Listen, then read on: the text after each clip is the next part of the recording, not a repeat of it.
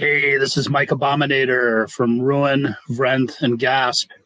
You are experiencing Poppitt's Corner.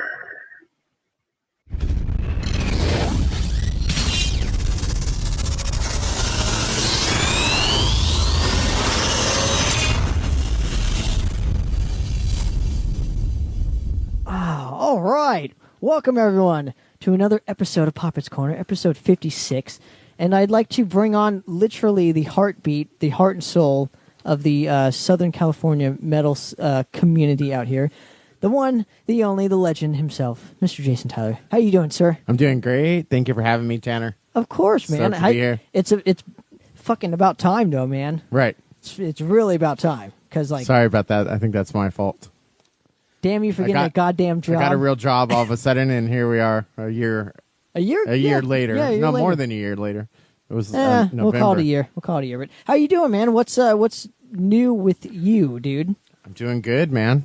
I'm just hanging in there, trying to be safe and healthy and get good rest. And, I was in the gym regularly, at least 3. I actually had just started to add the weekday workouts to my schedule after work on nights, at least twice a week. I implemented that around January. So I'm 3 months in. I'm healthy as I've ever fucking been in my life since Hell Week football my senior year in 1996, at Woodbridge High School in Irvine. I'm maybe, besides my lungs from my chronic smoking and asthma, probably in the best shape of my life in a long, or at least for a while now. And, it's been a while since that I gave a shit about my health. I just fucked it off for a while, and that's when the band kind of took a break and I just got fat and whatever. But anyway, so part of my job is to perform on a stage and not be a fat fucking lard. So, Is it though? I think my job Depends. is to be a fat fucking lard. Well, at least you have a fucking guitar in your hand. That's why my job is to be a fat fucking lard. I don't have a big dildo I'm holding on to or anything like that. Should. But I could. No, you should. I should spray it on people. No, we need to get you a gimp suit. Something. Anyway, so, yeah, it's just been a bummer. I've been going to, fellowship meetings and stuff like that, and all those are closed as well. So it's kind of a bummer. You can do stuff online and whatnot. It's just not the same. I've become more social again a little bit, since I stopped drinking, and it's been a strong 90. Actually, today is my 90th day without alcohol. So 90th day, yeah, in a row. So that was a big step for me. I quit for almost a year, September 2017, shortly after Neil passed away. I decided to just stop partying so much, and I did pretty well on my own, but I kind of relapsed here in November 2019, and one night I just went hard on some tequila and some other substances, and I decided to call someone that's been clean for 10 years and just tell him, hey, dude, I don't think I want to be fighting this on my own anymore. I would like to talk to you about, getting some fellowship behind this and see if it does anything. And dude, well, bam, weirdest thing. I've really, when I started going to these things, right, I thought it was just about not drinking at first, but it's something completely deeper than that. As I sit here with a beer in my hand, I have enjoying my fucking beverage. Well, the thing is, most alcoholics are alcohol makes them sick. Right. Well, that's what alcohol is. It's like a nice poison. Well, yeah, if you abuse it. But some people that are alcoholic, though, it's different. It affects them differently, and you're born like that. So if you are a true alcoholic, you're talking mentally. Yeah, and it has nothing to do with that drink or not. It's weird. It's like you have certain behaviors that you need to work on with or without alcohol.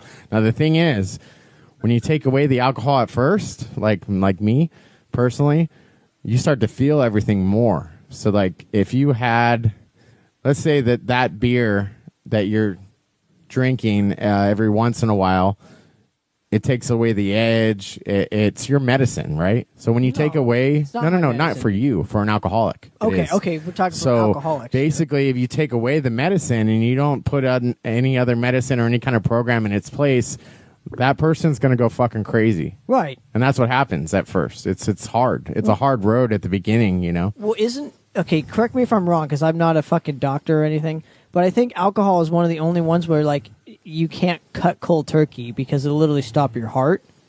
If you're drinking really heavily and have delirium tremens or something like that, then yes, you need to get some kind of medical help also to assist with that, so it's not such a shock on your system. Yeah, Right, I'm like lucky I was never could, that hard of a drinker. I think you can, You can literally die from Yes, you can. literally cutting cold turkey on alcohol. But hey, anyway, so the real reason why I brought you on the show, and I want to get to it if you don't mind, and thank you for coming on. I really appreciate it. thanks for having me on, brother. I know it's a Friday night. If anybody's watching, leave me a comment, leave me a question, let me know what's going on. Anything about each other's bands or whatever it is. I don't have my laptop. Oh, no, so you can address the questions because I asked them to do that today when I posted about the show. So so I anyway, I hope we can entertain some folks tonight. So let's do it, man. Topless. Just kidding. I don't know. It's kind of nice right now. So Tanner only does that when he performs. I only do that when I get paid. Anyway, so let's get to it. So I want to interview you about your whole journey, because I don't think I've ever read an interview with that information from you, because I know you're a huge part in the scene. Like, literally, if there wasn't, you're like one of 3 promoters that like literally do a show fucking every night or something. Maybe I don't do them that often anymore. Well, but that's my point. I have like, at some point with our community. You're one of like only 3 or 4 that I can. That's like prolific. Yeah, and literally, without you guys, it's like the scene's dead. Right. So I would like to get your story on here, because you do a lot for everybody else. Where do you want me to go back to? Where do you want me to start? I'll steer the ship and we'll do it. So talk to me about the first time you recall hearing music. Music. Well, my grandmother and my parents both had some musical influence on me. And that would be like vinyl records, my grandmother, and even 8-track. And but there's one particular thing I recall. My stepfather had like a chest in the living room next to the stereo that he had his 8-tracks in. And I got a Walkman at some point around probably 12 years old, and I found his Led Zeppelin, The Song Remains the Same soundtrack on cassette. Okay. And when I started listening to that, it definitely changed my life. There were other things I had heard before that, but that was like something in my head clicked. Like, this is magical stuff, you know? That band. And what about it, though? Like, what specifically about... I don't know what it was. Just the songwriting, I guess. It was way more, because I had heard, and I'm fans of all these other poppy things I've heard in the mainstream when I was a kid, on VH1 or MTV or whatever, before Headbangers Ball and whatnot. But, Madonna, Michael Jackson, stuff like that. Bands that were big back then, like Devo, Wham, all that stuff's great. But when I first got into hard rock and metal, I would have to say that Led Zeppelin cassette, which was, I believe, some of that's a live recording. I think The Song Remains the Same soundtrack is some of that's live. Most of that is live stuff. It's a whole different. It's not the album tracks from the studio sessions. It's a live record, right? Well, yeah, cool. Yeah, it's one of the most famous live records. It's amazing. Like you could hear John Bonham just go off on the rolls, and everything sounds great. It's amazing. It's one of the best musical things literally ever. Yeah. To a lot of people. So, and that's like a greatest hits that set list in that show. I think it was 77. Mm-hmm. Somewhere around the late or to mid to late 70s, I think. Yeah. Anyway, but that was one moment I particularly remember. I do remember a couple other things. I was probably listening to like Guns N' Roses, Megadeth, and I heard some Slayer and whatnot. And my stepdad kind of noticed And for some reason, he walked into my room. This is around the same time, about probably a year later, about 13. I was still living in Orange, California. So, going to, 19... What year? If you don't mind me asking. Let's see. I graduated high school in 96. So this would be around 91. Okay. He handed me Scorpions Worldwide Live on cassette. That's a great record. record. That was badass because I knew I already had the current Scorpions record, Crazy World, which had just come out. So I bought that myself, but then I didn't know the old material from them yet. And he handed me this tape, and I was like, wow, like some of that old shit's amazing, and it was just cool. And then there's some other tapes. My stepmom got me into Def Leppard. That was one band that we both dug, and Poison, I think, too. So there's a little glam in there, but that's good, tasty stuff. Those bands still hold their own. Especially Def Leppard. Now, did you ever play an instrument? Did you ever want to play an instrument? I did not. I did kind of attempt some electric bass classes at one point, but I didn't do my homework fast enough, and it started to get complex really quickly. And there was other people in the class that were a little more advanced that maybe had played already before, and I think I just got discouraged and fell behind, and I just I dropped the class because I was mainly worried about maintaining my GPA to transfer, because at this point I hadn't gone to Cal State Fullerton yet. I was still in junior college. So what I did was my buddy Neil, he suggested that I just sing, and we just would start listening to stuff together and maybe mess around about it, just having a good time. And he'd play acoustic guitar, and maybe I'd do like some Alice in Chains Unplugged with him, and I knew some of the words to some of those songs. So I was just sitting in the living room, chilling out, having a beer, jamming, and just singing. No mic or nothing, just out loud, just chilling out, What was the feeling like for you when you first kind of did it?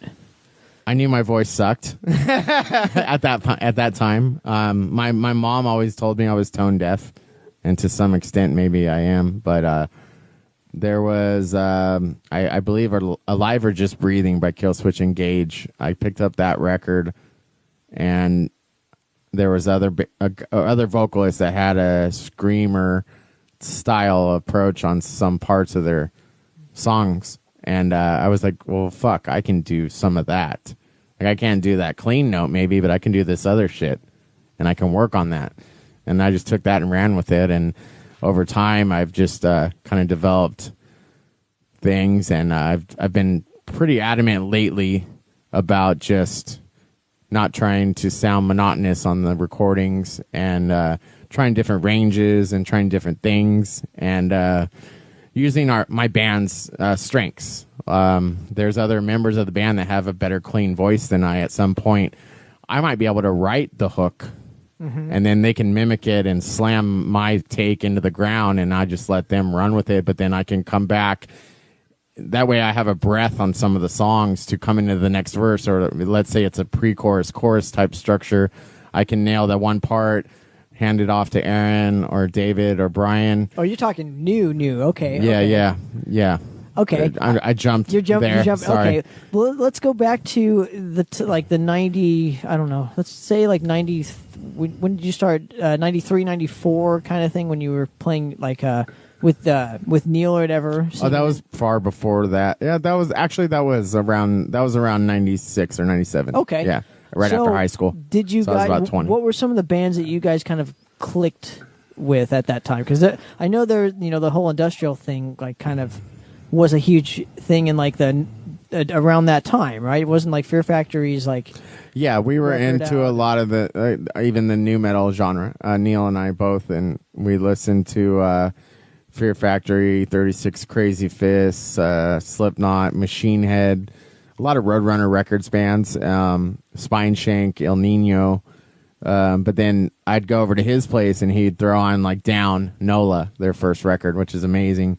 And that's more doom stoner style stuff. And he'd throw on, Burn My Eyes. Coincidence, I'm wearing the shirt. Burn My Eyes from Machine Head. and it was a little different than, you know, more mainstream stuff like Metallica, Slayer, Megadeth at that point. And I was like, this is cool too. I like this. And then, you know, I guess that's kind of what we listened to at that point. And obviously that evolved over time with me from where I went and where I worked and who I hung out with and stuff like that. Well, when did you change your vocal style from like kind of like the clean acoustic parts to that whole like kind of screamy kind of vocal style? I just I was always a good writer. I got like A pluses in like creative writing classes. I'd write poems. But for some reason, I was already writing them as songs. That was it's kind of weird to think about like that rhyming kind of songs? Or, okay. Yeah. Okay. Like almost like a Limp Bizkit hip hop influence stanza thing. And I don't know why I always did that. So when I had this creative writing class and we did poems, I would write them as songs, almost like psalms, songs, whatever. And they would rhyme, no particular style. And that's probably helped my songwriting now. But anyway, so Neil formed this band, found a drummer, found a bass player, found another guitar player. I remember it was that backline in Westminster. He's walking me down the hallway. They're jamming without us as we were walking down the hall. And I look at him, I go, is that us? And I had gone to one of my homies' jams with his band. He was bass player, my friend Josh Parker. And I watched him jam in a room, and I just sat there, and I just felt the music, and I was like, holy fuck, this is intense, you know? And that feeling that I got just from sitting in on a live rehearsal was, like, amazing. And it was, like, you know, classic rock style stuff. But then we all liked heavy shit, and I'm walking back down this hallway, and I'm hearing that, and I'm getting excited. And I just had, like, you know, like one of my poems ready, and I just grabbed the mic and went for it. That was that. That was it. Yeah. So I might have had like a cassette. I might have heard some of them, the scratch guitar and the drums already, but then with everyone, I hadn't heard it yet. You know what it was going to sound like yet. I just went for it, and then we just started forming songs. And at that time, I had a portable cassette player. I would just hit play, record the sessions, take them home. That way, the guys could hear the riffs again. I would maybe dub the cassettes, hand them back to our guitar players and stuff, and we would just try to replicate something that we liked on the cassette and try to do it again the next time because we didn't have anything digital yet. It's kind of crazy, you know, right. How far things have come now. Absolutely. So I guess when you were writing like your poems and songs and stuff, so even before that, like what was it helping, I guess, in your life? Like what did it do for you? Oh, it's always been from my heart and soul and what's going on upstairs. And for me, I think I'm kind of a person that's always going to have like an angel and a devil on the shoulder, and they're always going to be in one ear, and they're going to be whispering to me at all times, and that's kind of what comes out in the writing. Still does. But did it help you like kind of lock into the middle where it was like it helped you just get through some stuff in your life? Oh yeah, you get to vent and let things out that whatever it may be, you know, something that's bothering you, something that you're passionate about, heartbreak, whatever, you know, bad relationships, good relationships. You can write about all that stuff, and it's really therapeutic to get it out on paper, and especially to sing it or scream it. Right, yeah. And you were using it obviously to your advantage at that time. So even at a very early age. So what age were you? When you were, I guess, going to that practice. Boy, oh boy, that's a great question. Let me see here. Don't tell me you wrote that down, too. No, but I'm looking at where I was working on my resume, and I can tell you when that was. That wasn't until about 2004. Oh, my gosh. Yeah. Dude, 2004 seems like a long time ago. Yeah, it does. It was 16 years. Crazy, huh? Yeah. So that first project, it was called Nothing Eternal. Okay. Yeah, that was the first band you ever... Jammed with. Okay. Not live, but jammed with. I ended up joining another band called Scorch the Earth from Norwalk that I played my first show with. It was actually, I believe, at the Doll Hut in Anaheim. Really? Yeah. And who booked? So who was booking shows back then? Because obviously we know I got the gig from the bartender, Lily. She doesn't work there anymore, I believe, but I believe Juan was still the owner at that point. And then my guitar player, David Martinez, still friends with me on Facebook. He's married, has a kid, lives in Vegas now. Him and his brother, Jason Martinez. This is Scorch the Earth we're talking about. David helped us get some gigs. We had a guy named Manny that would help us also. That's how I found out about the Old Town Pub. That we played Chain Reaction, Hoagie Bar Michaels, all these places. It was cool, man. It was cool just to be the singer back then. You know? So? I wasn't the booker. I just showed up and played and had fun. Who booked all the shows back then? It was either Manny or David most of the time. And then I would have my eye out on stuff once we got going. Like, I got us gigs opening for Warbringer at the Whiskey and at Chain Reaction. And that was right before I heard that they were going to be signed. And sure enough, they got signed with Citra Media right after that. And they're now, I believe, with Napalm Records. But yeah, it's rad to see those guys still going. And I believe, I don't know if we've shared the stage with them. I know I've had you share the stage with them. It's just it's an honor to still work with Warbringer and see them still doing it after all these years, and to see them grow and take off, because they're really a younger band that has established themselves on their own. Are they a younger band at this point, though? Not now. I mean, yeah. I mean, this was 2004, so this is, again, the band's been around for a while now, but it seems like yesterday to me, still. Now, when did you get, I guess, because I thought you had worked in the music business around that time or something, right? Didn't you work like very early on at like Century Media or something like that? I didn't. I was this is how it happened. I was working at Smart and Final at the time that we were just talking about when I was jamming with those guys. And then I started going back to college at Cal State Fullerton. And then I got an internship. I was eligible for an internship to finish my degree. And I actually went to Warner Brothers first for a couple days. And a degree in what? My degree at that time was just going to be communications, entertainment, with an emphasis in entertainment. I ended up getting a double major because I had so much radio, TV, film done as a minor. I just did a double major. I only needed a couple more courses because I did so much fucking radio that I just did a double major and ended up getting a major BA in radio, TV, film also. Okay, so I didn't know you were doing radio. We got to get to that portion of your existence too. But let's focus on the Century Media Day. So what? tell us, I guess, the beginning of those days for you, behind the curtain, kind of. I remember that there's a guy named Mark that worked at the front desk that was handling, I guess, the internship program for Century Media. I went to Warner Brothers first for a little time. I can't really recall if either I wasn't eligible for the internship yet to get the credit for the class. Like, I jumped the gun on it because I was excited and I wanted it. I wanted to get in at a record label. Or I figured out that Warner Brothers was more mainstream, Madonna, Chili Peppers, but they had Reprise Records, a smaller imprint where Disturbed was. I was attracted to that, but it didn't seem like their metal department there was too thrive. They were more mainstream. I could figure that out right away. I did get to meet, I can't remember everyone's names at the time. This is so long ago. I think I ran off copies for the president, like the second or third day I was there. So I was like, oh, this is cool. But I just made a decision at that point that that's not where I wanted to be.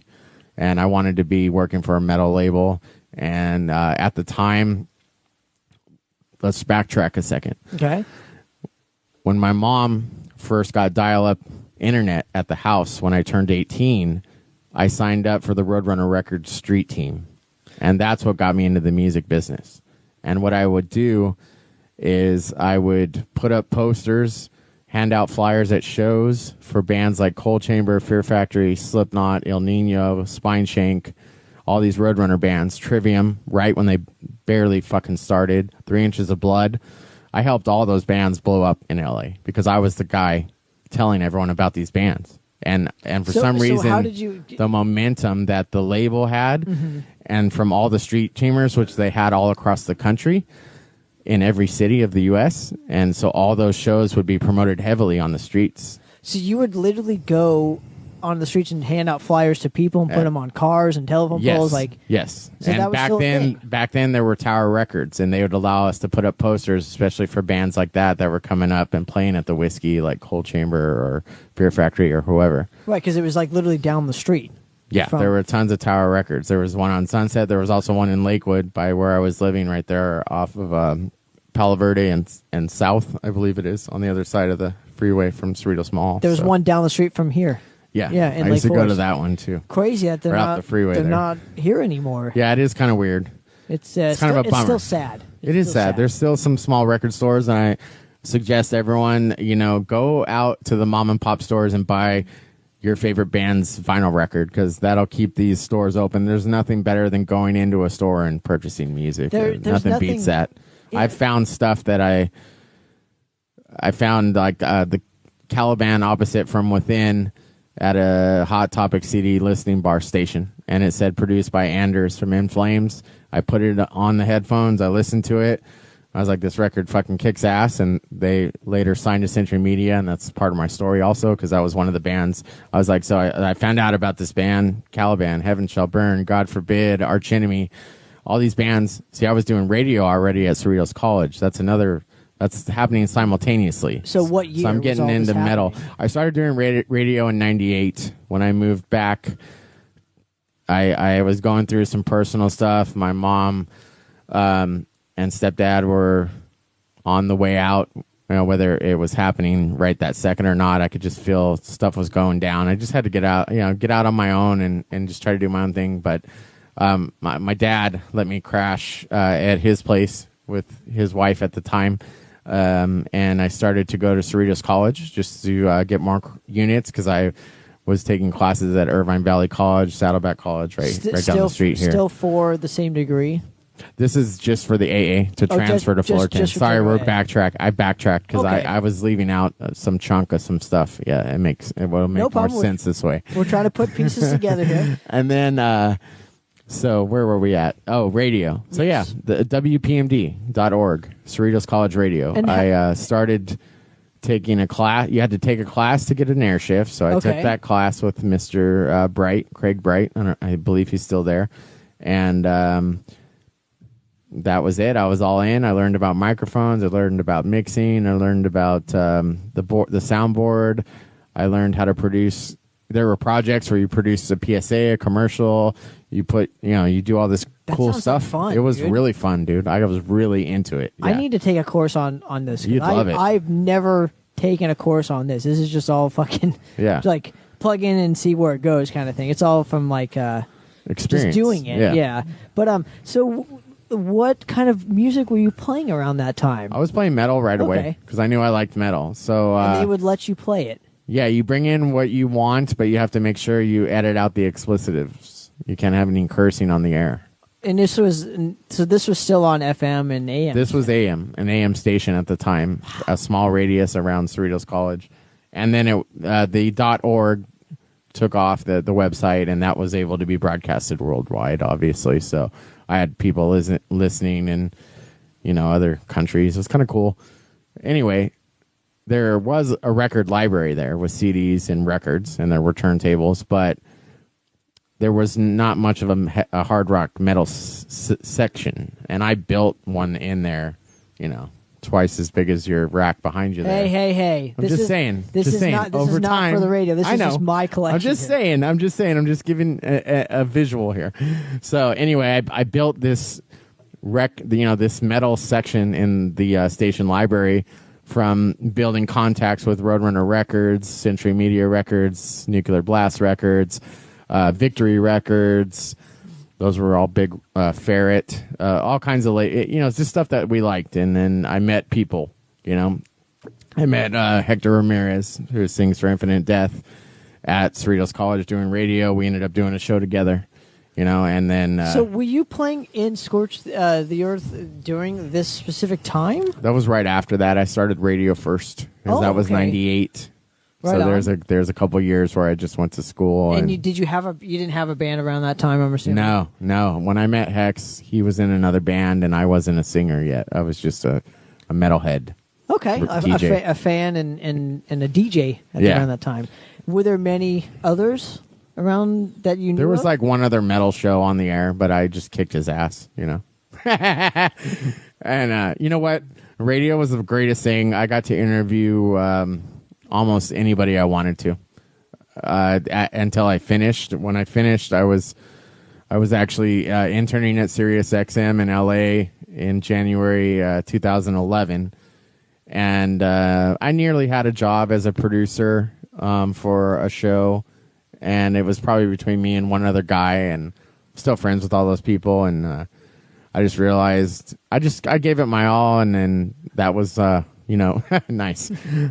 That was that. And I decided to just go into the music business after I left radio and concentrate on that full time. What aspect of the music business did you want to kind of spearhead? I wasn't sure. I just wanted to, when I first got to Century Media to intern, I just wanted to help and learn as much as I could.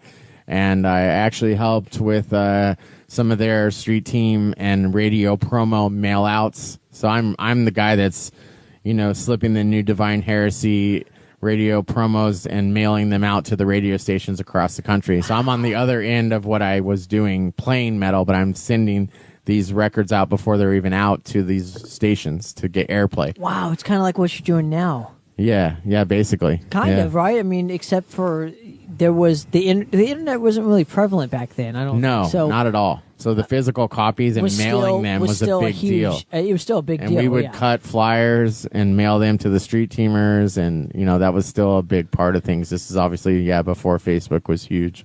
Now, what was the benefit of a street team back then? Because I'm still not familiar with exactly what one. Word of mouth. Okay. Yeah. So technically, that's how you get the word of mouth and the buzz going. Yeah, but it's different because it's physical. I think some people have disregarded the flyers and they're kind of invisible to some people, but some people still like to grab them. You see, you can tell when you leave a little stack by the door of a show and you see that it's depleted a bit. That means someone that wanted one picked one up and took it home or put it in their pocket. It's kind of amazing. Did it make you feel good? Obviously, this is a yes question, but I'm going to ask anyways. Did it make you feel good when, say, a band you were promoting, you would say you would go to the show and it would be fucking sold out? Hell yeah. And knowing that, kind of you had a part in that kind of thing. I would say, even though the band didn't probably thank you, but even though it's a small part, I think I would like to think that a lot of the street team members helped those bands blow up, and some of them are huge as shit right now. Still, I'm not shit is huge. Not gonna name names, but we helped a lot of those bands because they were not that fucking big when they joined those labels. Now, what was kind of the climate of the metal scene around that late '90s, early 2000s kind of thing? What was prevalent? Ozfest. Really? So, what kind of bands were playing it? Is my question. That was Mudvayne, OTEP, Fear Factory, Slipknot was just coming up. Obviously, Ozzy, Black Label Society. I'm trying to think who was on main stage back then. Rob Zombies and that was before Rob did his solo stuff. I think the early Ozfest. Pantera or something like that. I'm sure they played one before I went. I'm trying to think. Shadows Fall was big back then. I just remember when they first started bringing over the Swedish bands like In Flames, Soilwork, and Opeth.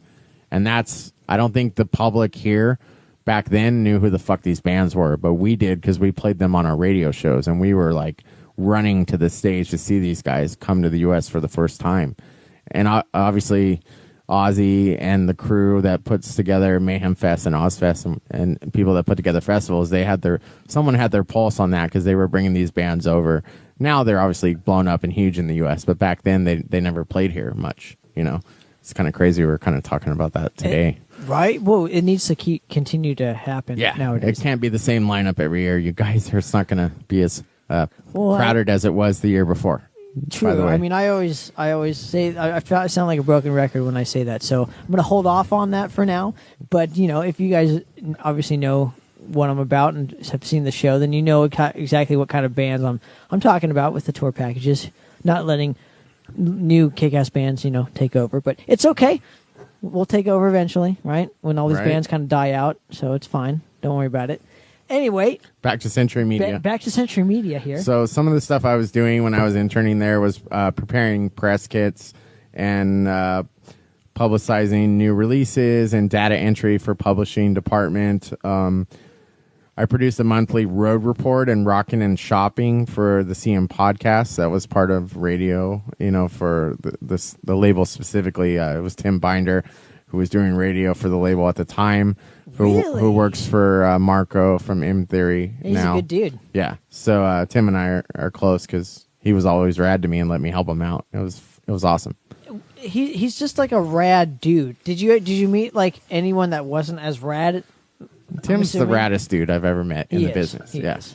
There's a few that were from Century Media that I still keep in touch with, Some of them I work with now, obviously. But, and then what happened was, okay, at the label, usually the warehouse where the distribution is done and the office are separate. And in order to get into the warehouse, you need a special code. Or if you're not supposed to be back there, you're not allowed back there because that's all inventory and that's money and it needs to be accounted for, every fucking copy, and it needs to be clean. It's a crazy job. I'm perfect for it because I'm ADD up the ass, So anyway, what happened was I think they needed they needed help back in the warehouse one day. So they had me go back there. With orders? With shipping out orders? Yeah, pulling, packing, and shipping orders. And I just went back there and kicked ass, and then they offered me a job. That was that. And that was the position open, and I obviously took it. Now, was that a big deal around that time? For me? Yeah, for you. Was it It's not exactly what I wanted to do at the label, but I just, like I said, I just took it because it was my foot in the door, and it was a good move, And I ended up becoming a sales assistant and sales and merchandise manager for the Rockstar Energy Mayhem Festival tour. So I got to go on the road selling Century Media and Nuclear Blast merchandise in a pop-up tent around every city across the U.S. that the tour was hitting. No way. Yeah, that was a really cool experience. And Nuclear Blast was upstairs at the time, so they were in the same building. And That's so awesome. I was actually selling... I believe it was Formation of Damnation from Testament. That's when they got back to a couple weeks early because I had to make sure I was sitting in the sound scans so that they could track the sales. Well, that's when Alex Skolnick made it back to the band. Right. So that was a big deal. Yeah, that was like their comeback record, basically. Pretty much. So that was when they did the Masters of Metal with like fucking Heaven and Hell and Priest and and Motorhead. That, that was a great tour. But anyway, so that was the around Mayhem Fest tour. The bands on it that year were Slipknot, Slayer, Motorhead, Anthrax, As I Lay Dying. I went to that show. I'm trying to think who else. Glenn Helen, right? Upon a Burning Body. Yeah, that was the first show of the tour. Upon a Burning Body, Asking Alexandria. Boy, oh boy, I should have wrote some of this down. But anyway, it was a rad lineup. Jeff was already sick, so Gary Holt was filling in that tour. I believe... Jeff was always... No way. That was way late. Okay, so we're talking... You're jumping ahead. So this is way later. I'm talking like 2003, 2004, 2005. No, this is 2007 is when I started interning, and then when I went on the actual tour was around 2012, I think. Okay, so the Formation and Damnation I thought was like around the mid-2000s to... I don't think so. Okay, I could have it wrong. I'll do some research and we'll find out. Look it up. I will. That'll tell you the year of the tour, because I'm pretty sure that was the record I was selling. 07, 08, then it must have been. I think it was 08. If I'm not mistaken. I can look it up on a break. There's no fucking breaks here. Give me a break. Like how I did there. Anyway, so after that specific tour, was that the first time you went on a tour? Yeah. Did they tell you how to, there was a guy that worked for us that was just getting another job that kind of gave me a quick rundown of it. Bring a sleeping bag, bring a pillow. It was crazy, bro. It was just go for it, and it was nuts. Yeah. It was the most insane experience ever. And, of course, I got completely shit-faced the night before we left. It was 2008. because thank you. Because wow, that was early in my career over there. Because that's when the record came out. That's when the record. Yeah, I don't think that was the record I was selling then. I think it was something else. Anyway, because I didn't go on tour that quickly. It was towards the end of my career over there, not the beginning. Dark Roots, 2012. Maybe. Okay. Or it was just a different record completely. Okay.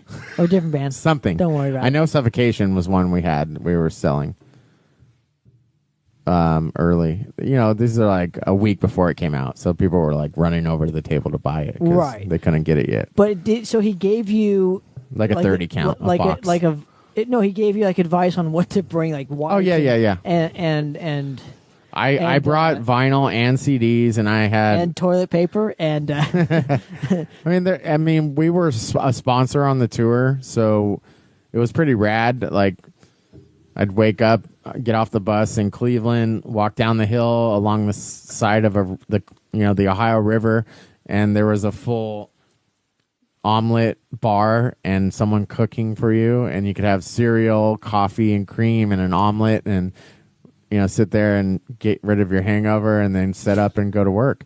That's what I did for the whole summer. It was awesome. I was younger, like I don't regret anything. I had a fucking blast. There was one party, Jägermeister sponsored party for free alcohol, free food every night at backstage with the fucking bands. We had a Halloween party where Lemmy's sitting there partying next to me. Dude, it's like a dream. Like I can't even. It's like, did that even happen? Like it's crazy. It's dude. There was one night in I remember the city, Oklahoma City. Corey Taylor was DJing the after party in the back. There was a dunk tank. I went on a drunken golf cart ride with Dave Lombardo somehow. That's awesome. It was the weirdest fucking night ever. How did you get there? Obviously, you don't just remember. mingling. You're just like, Dave Lombardo, let's go. The guys like hop in. I don't fucking remember. It was just, hanging out, dude. It was so great. fun. So fun. And stuff that'll never happen again, But like just the fact that it happened to you once, it's like that's awesome. It was cool, man. I soaked it all up, I had a blast. Now, what did you take away from all those experiences to what you kind of do now, though? I would have to say if I could do all that again, I wouldn't drink this time. But I'm saying like not that aspect. I'm saying like those experiences, like what made did that influence like what you do nowadays, kind of to take advantage of like those fun times with the work? Well, yeah, because you always want to be social networking no matter where you are. So I was just saying I would probably do more networking than drinking, socializing this time around if I did it again. You know what I mean? Well, I do, but I was just merely saying like if you took away like what those guys kind of said to you and then used it to what you do now with like promoting and stuff like that, or like how to treat bands and how to just hang out. I learned them. about all that, yeah, because that was top of the line shit. The organization of that tour, even though it's not happening right this second anymore, it was pretty fucking mind blowing, dude, to see things operate on arena levels and that much pyro that Slayer had that was set up every day and all the big rigs. It was just massive, the production. It was fucking awesome, dude. Slipknot and Slayer just put on killer shows every night, and it was so cool because every city you go to, you would meet hungry fucking metalheads at. And it was the most amazing. It was like being in a traveling circus, but with metal, for everyone had that same passion. Everyone that was on the road with us, everyone that was at the show, the fans, the customers, everyone coming up to the table to buy music. I mean, everyone was there because they loved it, and that's something that you can't really compare anything else to. I don't think. Who surprised you the most though on that tour? Personally, like people I ran into. Yeah, like the musicians. Like who surprised you the most? Honestly, the As I Lay Dying guys were really, really nice to me, and that's probably why I don't want to bring up a lengthy discussion about anything. But that's probably why my floor's yours, dude. Do it. That's probably why I back them in their decision to get back together and come back. And I actually drove all the way down to San Diego a couple months ago to see this show in person for 2 reasons. The LA show was on like a weeknight, and I get up pretty early to get to the office right now, so I don't particularly want to deprive myself of sleep. So I chose to drive down on a weekend to San Diego to Soma and back just to see As I Lay Dying and come back. And it was an amazing show. And I also hadn't been to that venue since I was much younger. And I used to drive down there and drive home all the time. And I don't know how the fuck I did that now that I think about it. But it was weird, bro, to be in there and be like 20 years older than I was when I was in my 20s and be at the same venue. And it was a trip because I saw them when they were really fucking young. And they were opening for Blackest of the Black, 10 years before this. It's just a trip, bro, to see bands evolve. And they just got up there and killed it, dude. I mean, I was side stage for a second, and that's cool and all. But you know where it sounds the best? Right out there in the crowd in front of house. It sounds like shit side stage usually. That's just the truth, people. Side stage is not that cool, and it doesn't sound that good up there. Well, I mean, and you can get a cool viewpoint, but nothing beats being in that fucking crowd and being a fan. That I can tell you from my experiences, from being everywhere in the business. Nothing beats the feeling when your dad took me in the front to see Ruin that other night at the Church of the Eighth Day show. That was fucking awesome. And I had a blast. And there's nothing like that. Being up against the barricade and having the pit right behind you and having the crazy fucking guy almost elbow you in the fucking skull. That's good shit. That was the Fueled by Fire show. Yeah. Yeah, the Church of the Eighth Day anniversary show. Yes. I think that's why like most of us like being in the audience. Obviously, we like hanging with our buddies and meeting like people that like our bands and stuff. But I think really what I get out of it is just seeing like my friends play. And like Fueled by Fire, I'd seen for fucking 10, 15 years. So it's kind of like the same thing with As I Lay Dying with you, right? Like them and Warbringer and X-More. It's like I played with all those bands. I got to see kind of where evolve to where they are today and stuff, and I'm so proud of all of them. Even though if I have criticisms, so I'm sorry guys, but I do. But anyway, but like I'm still like happy for them and blown away that like they're still doing it and stuff, and us bands we're still here. So when you see a band like that's still doing it, it's like it makes you appreciate them even more. Yeah. So seeing them. You want to see them like face to face, like doing what they do best. Yeah. Why would you go on the side stage? Right. Yeah, because you're the cool guy. Right. And that's what most people think it's about. Well, because I saw the side stage for that Fueled by Fire show, and I went back to see how they sounded out there, and it was like, oh, this is way better. Yeah. I think it's just a matter of like the Cool Kids Club, and I like being a part of the Cool Kids Club. To an extent, right? But I like being a part of a bigger movement, of the show, and that's you guys. I like being with you guys to enjoy the fucking show. Exactly. So I totally get it. But hey, let's move backwards in time real quick. So it's around like the mid 2000s. When did and tell me the story, I guess, of how you formed, because I don't know anything about. From when Scorch the Earth and All Gods Kill kind of formed, kind of thing. So what is like that kind of? I was I do remember I don't remember what year exactly this is. This is not in my notes, but I did a second internship at some point with Metal Blade Records. And I think that was it was something to fulfill my degree, right? I could do like a second internship, and I just did it because I wanted to this one summer. And I remember I met Sean, and I got the 5 or 6 song instrumental demo from All Gods Kill, and I was actually interning and listening to the music and songwriting in my head on the drive, and while I was interning over there, and I just auditioned to one song, Relies, Relies. And I nailed it, and they wanted me in the band. And then we got hooked up with this killer gig at the observatory, which was called the Galaxy in Santa Ana at the time. It'll always be known as the Galaxy. Right. And of all bands, Flotsam and Jetsam invited us to play. We didn't know it at the time, but I guess they needed a drum kit to play on, but that wasn't a problem for us. But we got a good spot. We didn't have to sell fucking tickets or any of that horse shit, and we played with Flotsam and Jetsam. And it was weird because we were all God's Kill. We were a little heavier than that style, so a lot of older people were in the crowd and just kind of chilling, but we had a good show. I mean, there's YouTube up there on it and stuff. I had long hair and jeans on at the time. Starting to bald up there on top of the head. Well, did you? So for Scorched Earth, like, how did that thing just dissolve just naturally, or? There was some weird issue. I don't really want to bring it up. It was just like a misunderstanding, and that was that. That was that, and then yeah. So soon after, obviously, you were still, I guess, I was doing that's when I went central back, media thing, right? No, that's when I went back as far as my vocal career. As a vocalist, that's when I went back and started doing gigs with my first band, Nothing Eternal, because we had never played yet.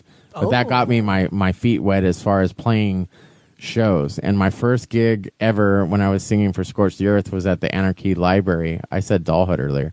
My first show of my life was at the Anarchy Library in Downey, which I live walking distance from now, and I just moved into this house in October of 2019. That's fucking weird. It's a good thing you're not drinking. No shit. Cheers to that. I already went over there and see if they had old duels too, and they don't. So that's kind of a bummer. Because, dude, I went in there the other night, or right when we moved there, and they had a fucking 80s night, dude. They were playing all my favorite 80s shit. It was the coolest thing. They played Wham for you, probably. Yeah, dude, all the great shit. You know, I was Careless Whisper, you know. Anyway, So let's go back to from obviously Scorched the Earth, right? You released a couple of demos, so talk to me about the first time, and we'll get to that was the first time I tracked. We'll get to the All God's Kill era of your existence here, but I want to know the Scorched the Earth still or Scorched, yeah. The first time you went into a recording studio, yes, what was that feeling? I remember like? this. It sucked because I had the flu.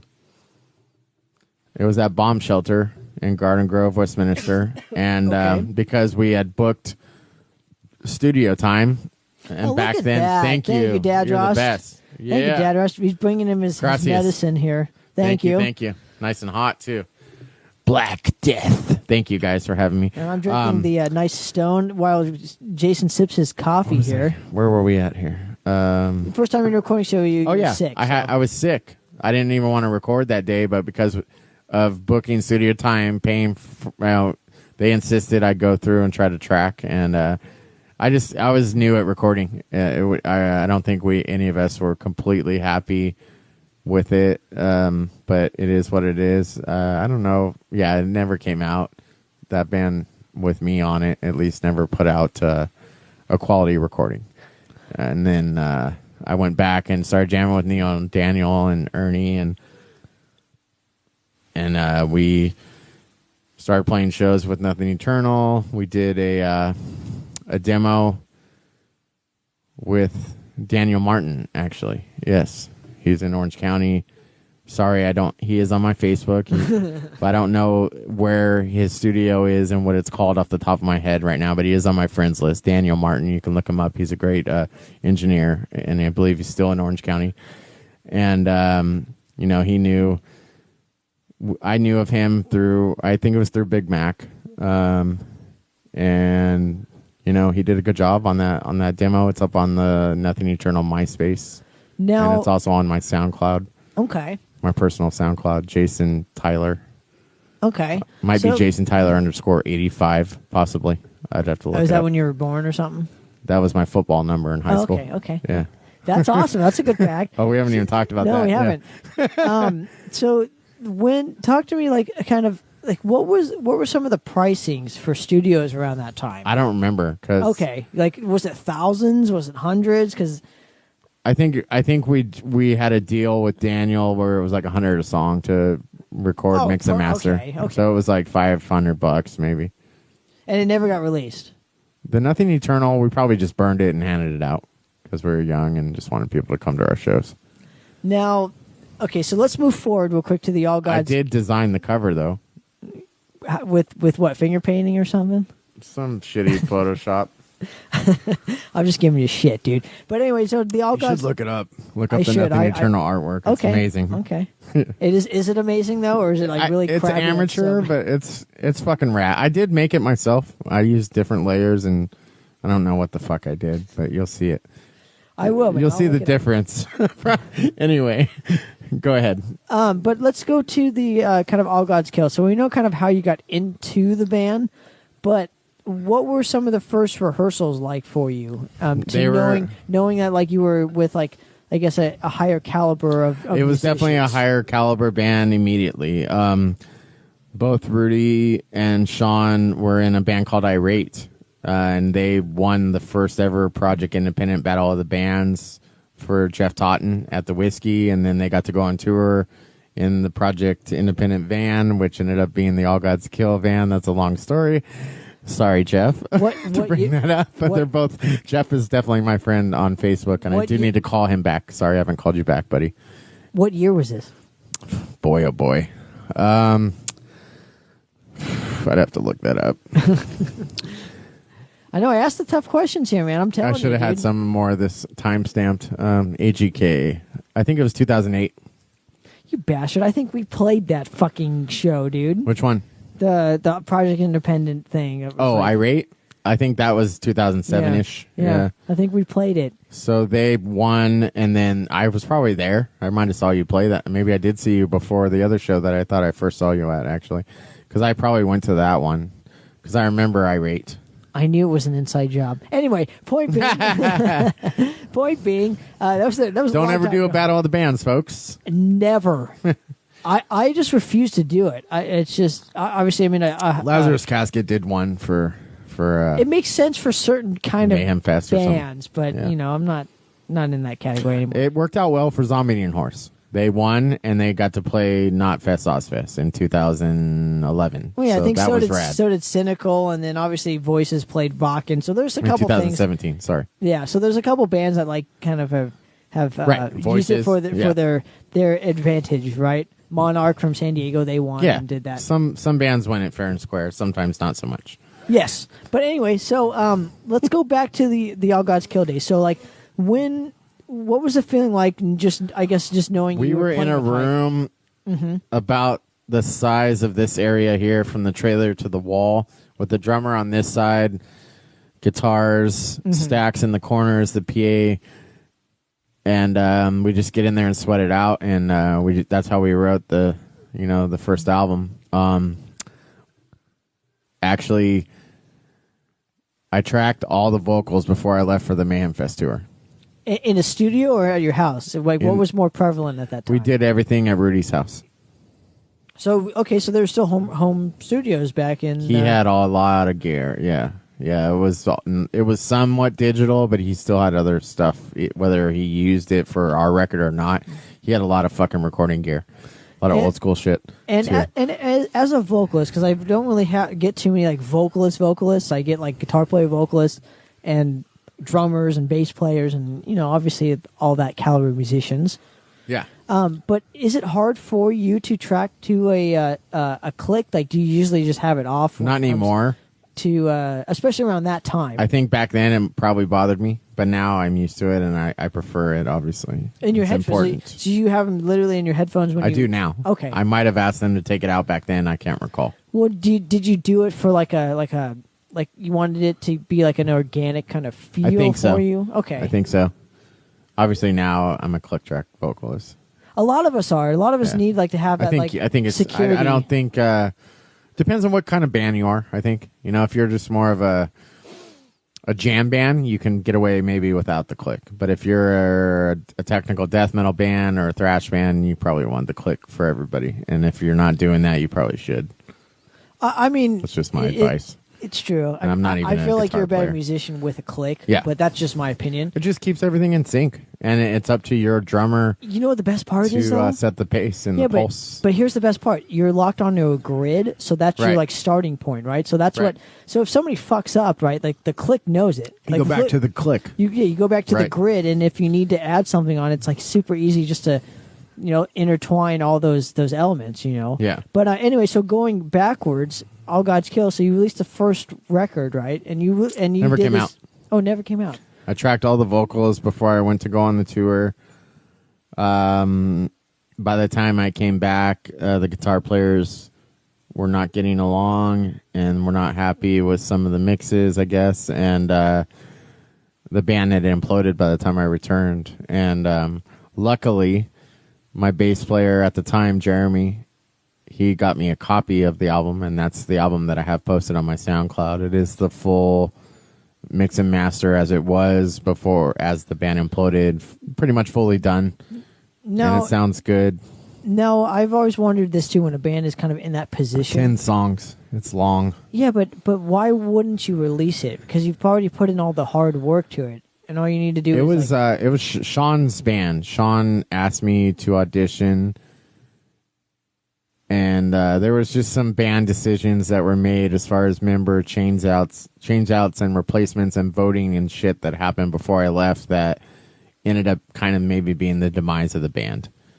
And nothing beats I don't want to hurt anyone's feelings because they're also my friends on Facebook, but nothing beats a certain chemistry that we had with a certain lineup. Okay. And that would probably be Rudy and Sean on guitar, JP on bass, and Ben on drums. And those were the guys that used to rehearse 5 days a week together, all 5 of us. And we could play a fucking hour set. We did at Malone's once before it got remodeled. And we had hour set. We did. You guys are cute. We had a 10-minute song called Pig King. We did like a 2-hour set one time. It was glorious. Wasn't it fun? With no rehearsals. No fucking rehearsing, dude. We just went on stage and did a 2-hour set. It's fun. It's a lot of work, though. You know. You're telling me.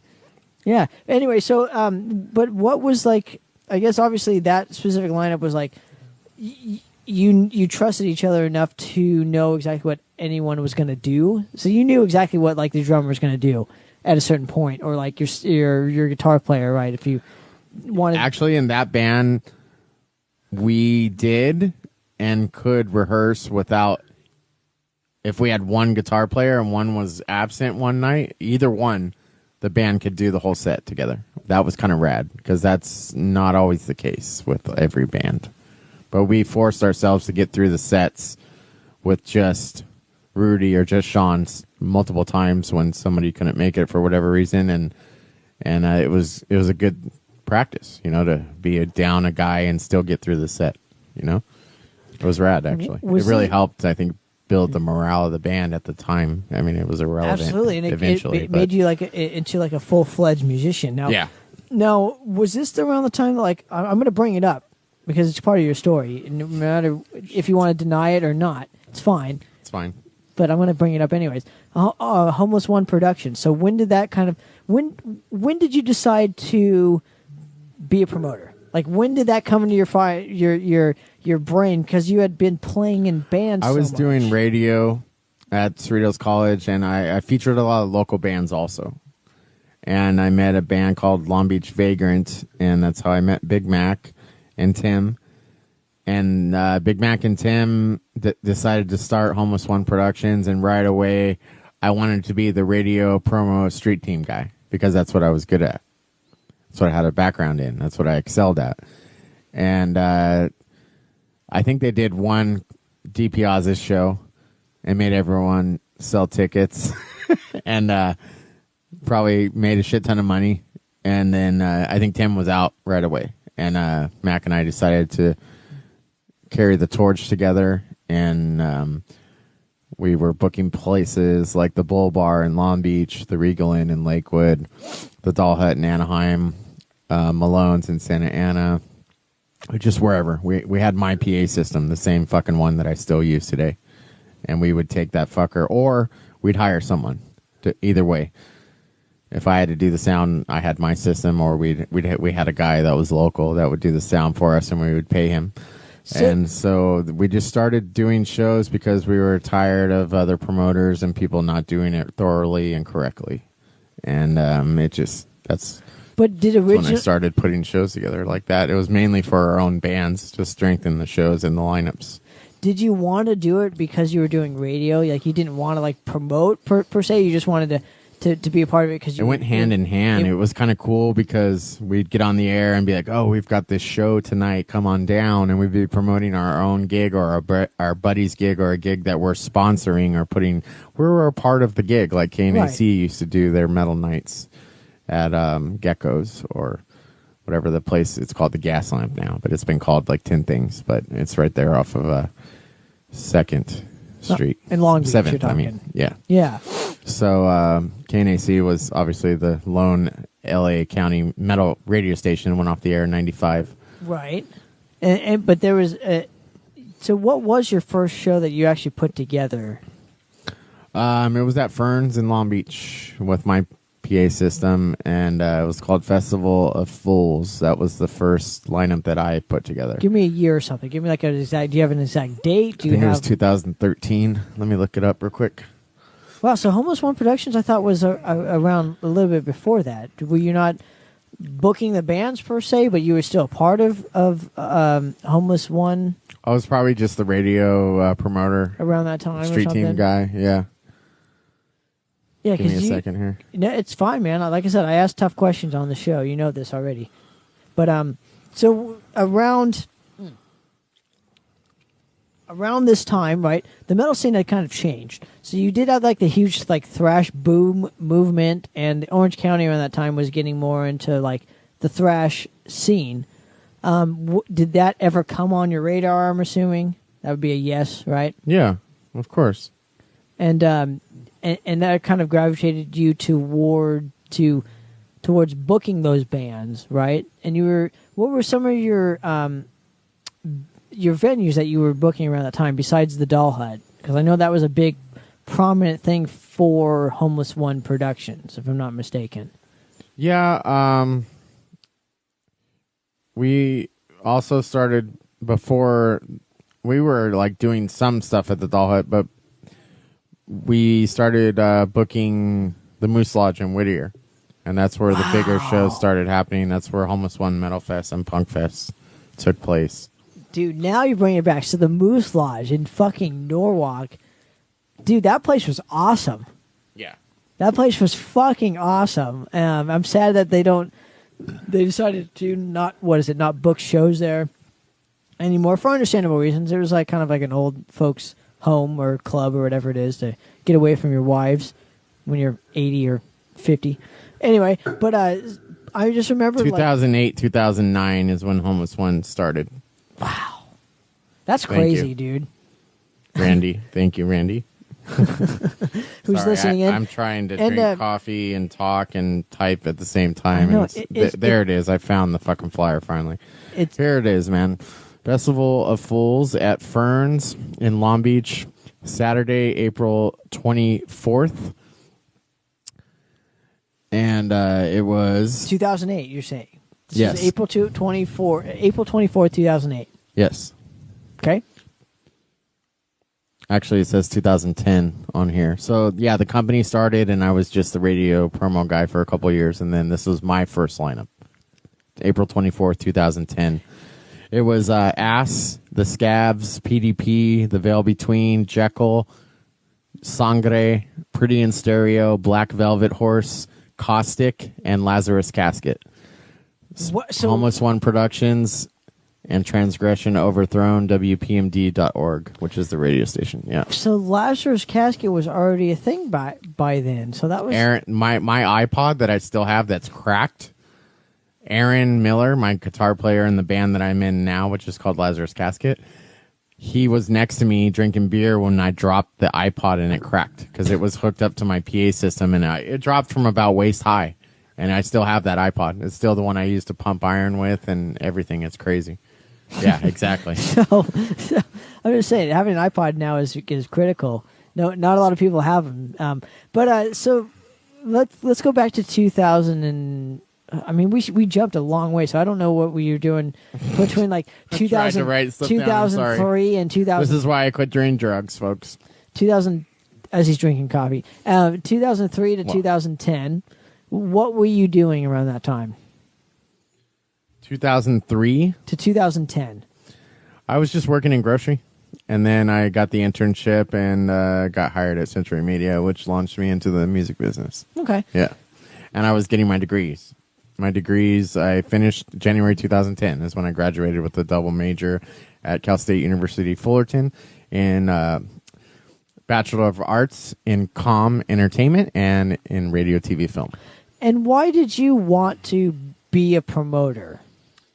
I think it's because when they were trying to they try to get you to narrow things down in your, pick a job, motherfucker. That's kind of what they do, right? Right. And when I graduated college, I felt like I still had more to learn. And I chose to be a promoter, I think, because I could utilize as many of those skills that I learned in school, video editing, audio editing, graphics, all that shit. You use it all. I do. I'm not a typical promoter, I don't think, though. I think I do a lot more than just put a show together. I do this. I use everything that I've ever fucking done when I realized that I loved music, and I put that all into every event that I do. And that's, I think, what might separate me from some of the other, not taking away from anyone else. It's just it's just my experience. I take all that and roll it and throw it into every single event that I do. And sometimes I'll promote somebody else's band more than their own fucking band promotes themselves. And that's kind of sad. Well, and if you don't have passion for what you're doing, then why are you even doing it? And it's not because you want to make money, because there's no fucking money. There's not a lot of money in this to begin with. But I think we need more people like us. I think we need more people that are like passionate about music, and it's not about like making we're fortunate and happy to make $100. Like, you know what I mean? Like for a show or something. Cheeseburger. Yeah, but that is a secret to sustaining a fucking a community when it comes to like a metal with like as far as a metal community goes. I think we just have to have more people like that, and like especially I said, now. Yes. What the world's going through right this second. And we need to appreciate people like you even further, you know. Or so on just behalf of music in general. It just got taken away from us like that. But on like behalf of we're not everybody, allowed to go to shows. Yeah, but on behalf of everybody listening and any band that you booked in, I want to say thank you for all that you've done for us. You know, thank you, man. And I'm grateful just to know you and call you a friend. Like that means more to me than you will ever know. You know, that knowing that there are people that they believe in the bigger picture. And there's a lot of us bands, and I'm going to call every one of you motherfuckers out who are listening in. They think it's just okay to just be in a band, and it's not. It's not, dude. Like, have another avenue. Like you play in Lazarus Casket, which we'll get to that whole era, but you promote.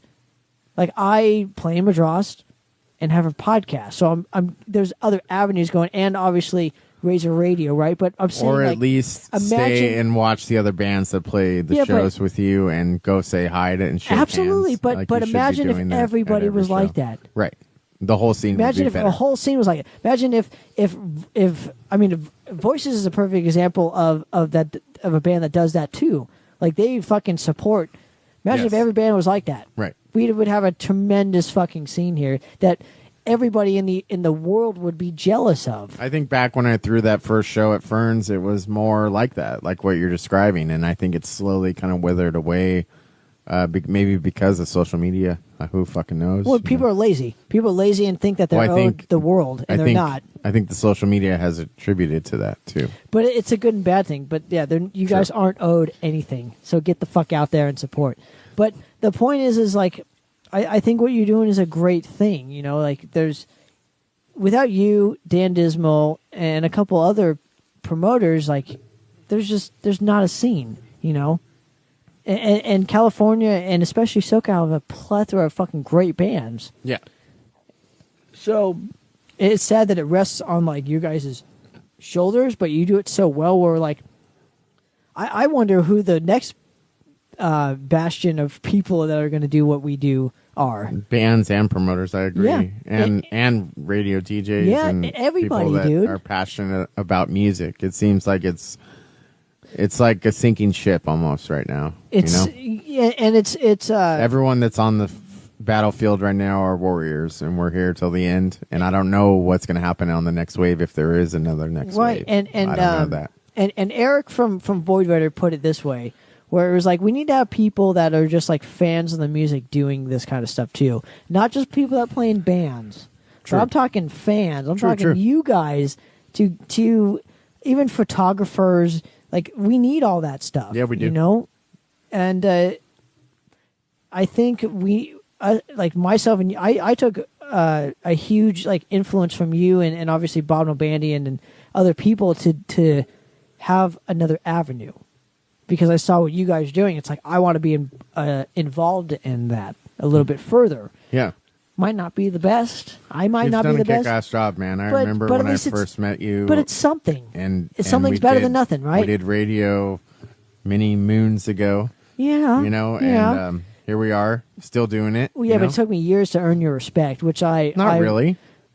Oh, I say that because I my vision of it was different from maybe what you remember. But I remember once I was in your camp, that's when you knew kind of like you were on the next level. Where Well, Jason you get to know people, you know. Yeah. That's just something you got to yeah, but develop you have, with but everybody. You have to you know? you have to put in the work. True. It's not just handed to you.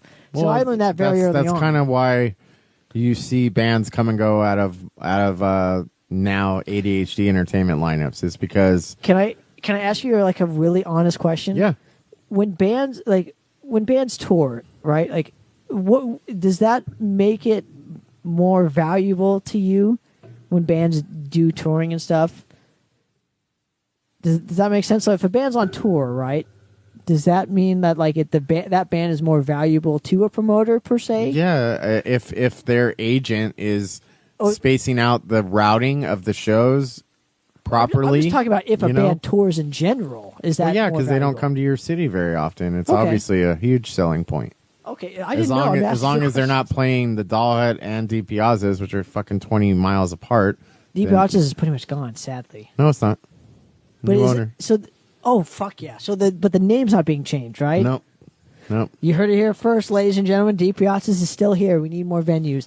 Please get on that. I had a pending show for May that may or may probably not going to happen now. That was death metal and huge, and I was stoked about it. And obviously, it just fell through because of what's going on. But yeah, I'm friends with the new owner. Good.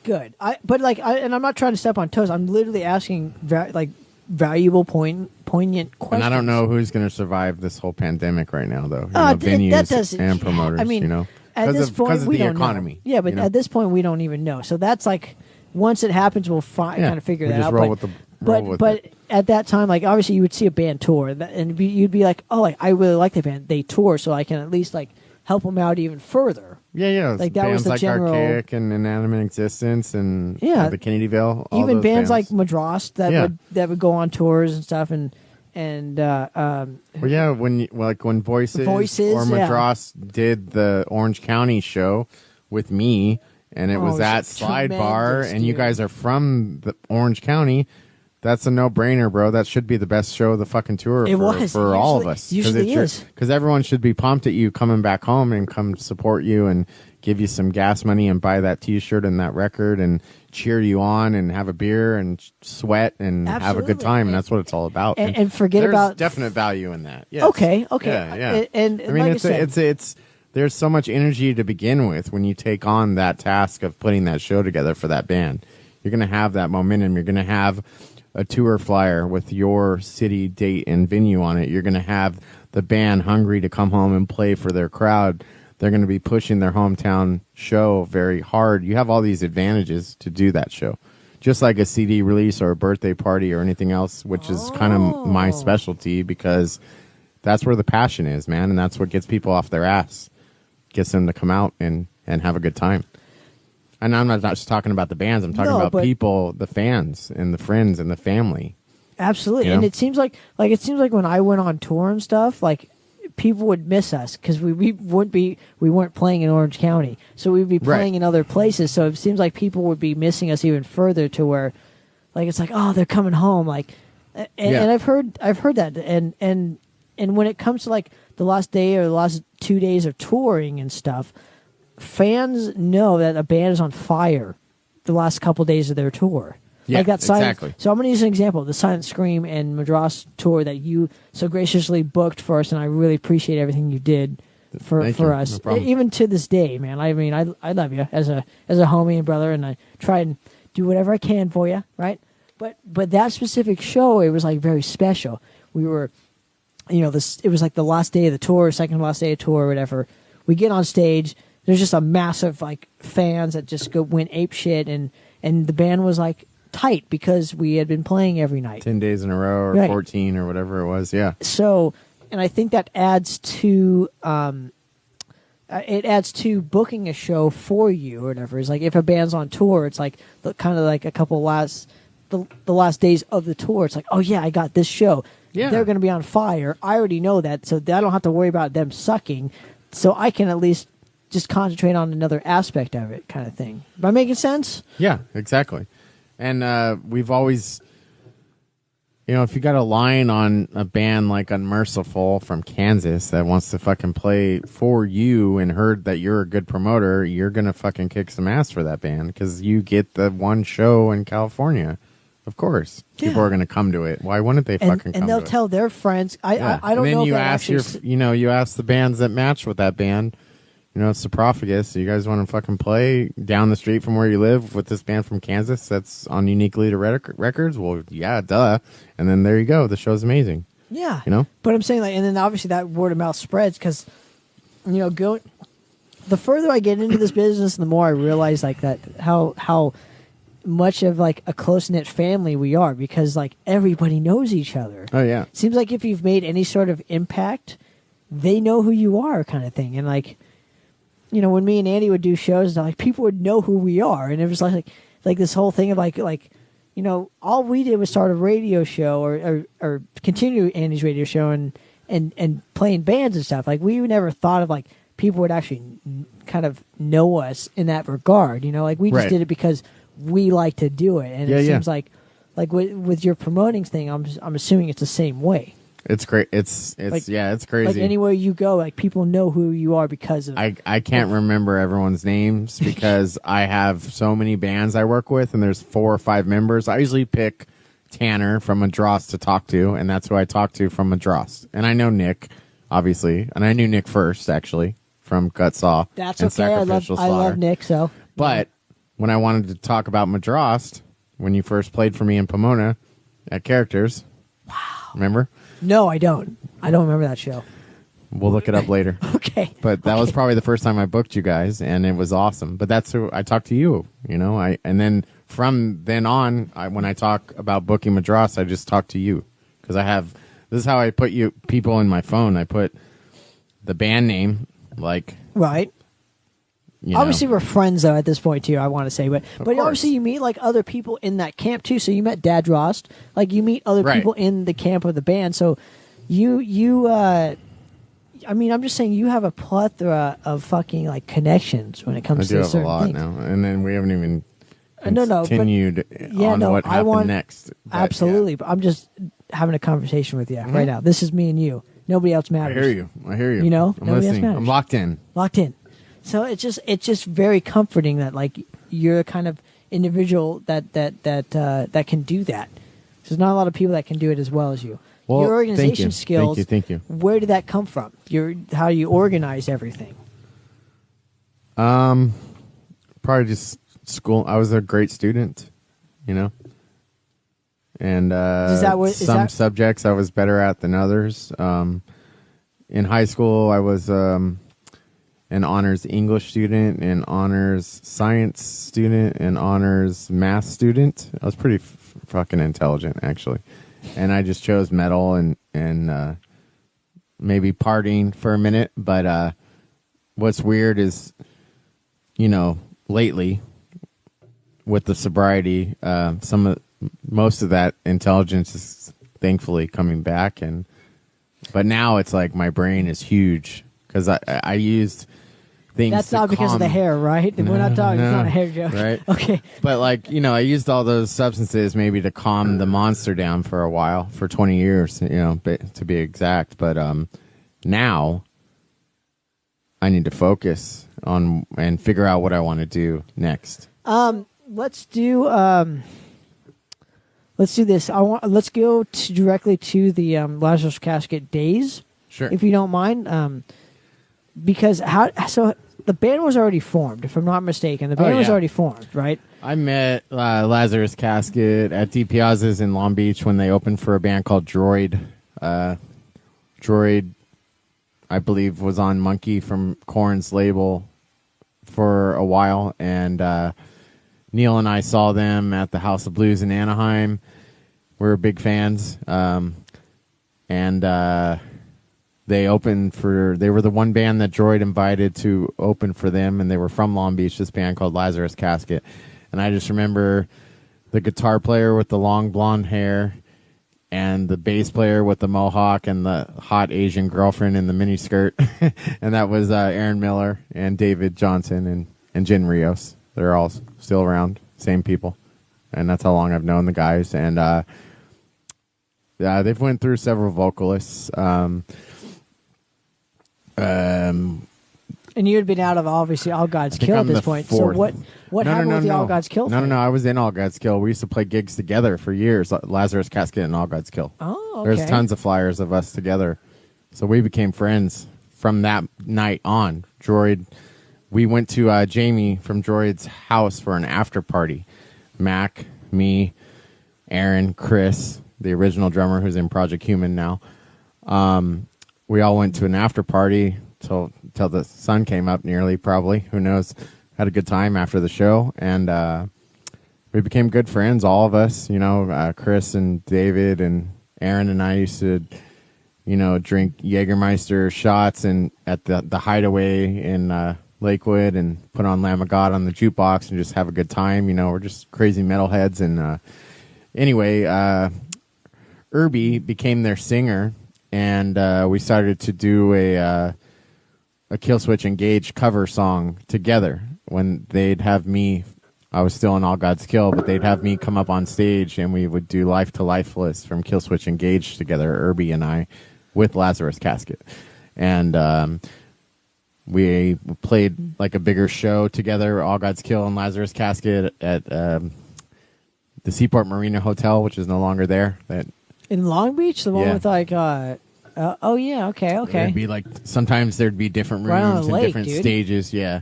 But there was one time we played right across from each other, and I think All Shall Perish was the headliner maybe or something, and it was fun.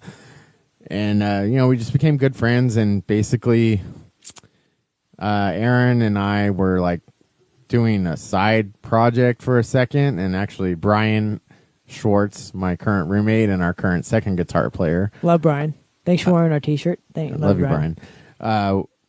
We were writing this song together as a side project, but then Aaron goes, we don't have a singer right now. Did he tell you why? No. Did he just quit? I don't know. I don't really know why. Okay. And I didn't even really have to audition, man. They just said you're in the band. Because they already knew you're me. Cool. We know you could sing. They already knew me. They already played shows with me. They already knew me as All God's Kills vocalist, and it was a done deal. And I just had to learn the songs. And I was always pissed off at, even before I was in the band, I was mad at their quality of recordings. I told Aaron, dude, you guys sound so much better live. You guys need to get better recordings. And I actually helped them with Irby do a higher quality recording. With Daniel Martin, the same guy that produced the Nothing Eternal album. Now, I remember you joining them kind of like around the time that like I went to like a fucking like Mirror Image Studios, if anybody remembers that venue out in Anaheim. And I remember meeting you there, not meeting you, but I remember like engaging in like one of our first conversations and you telling me like, yeah, I just joined this band, Lazarus Casket, like we got a new EP out. I forgot what band was playing, to be honest with you. Probably I remember, Diamond Plate. Yes. It was my birthday. Yes. I was hammered that night. Later. Yes. Not probably when I saw you, But I tied on a good fucking one that night. I was so disappointed with them. But anyway, I digress. That was Mirror Image. Yeah, it was Mirror Image. I remember that show, but I remember like you telling me like, yeah, I guys got in this band. That was Casket because I knew you'd booked because I knew you had booked us or whatever, and I knew you had played in All God's Kill around that time, but didn't know what you were doing at that time. And when I had asked you, it was like, yeah, I just joined this band. We got a new EP kind of coming out. It wasn't out yet. It was the 5-song. I think it was a 5-song EP that was coming out. That came out in 2014 when we finally put it out. So and that show was probably the same year or maybe the year before. Yeah, maybe depending. 2013, 2014. So I remember obviously having a conversation. So talk to me about the recording process of that specific EP. That EP? Mm-hmm. Oh, for sure. My good friend John Sankey, who was from a band from Australia called Devolved, he moved to the U.S. for a while, and his vocalist on their last record, Mark Hagblad, he lived in Newport Beach at the time. He was working on another album. Anyway, he's a good producer. Mark's excellent at what he does, and we just came to a deal on a full price. He gave us a good deal. He wanted to. He did everything. He produced, mixed, mastered.